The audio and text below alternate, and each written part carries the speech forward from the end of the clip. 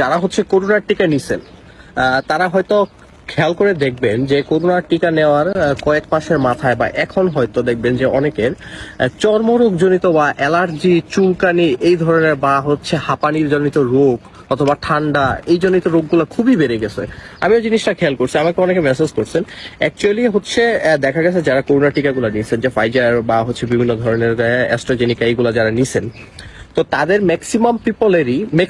একটা মেজরিটি সংখ্যক লোকের এই সমস্যাটা, যে হচ্ছে চুলকানি জড়িত সমস্যা, তারপরে হচ্ছে আপনার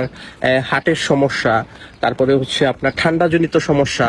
এই সমস্যাগুলো খুব বেশি পরিমাণে বেড়ে গেছে। এখন হচ্ছে এই জিনিসটা আর গোপন রাখার কিছু নাই, জিনিসটা হচ্ছে এখন এর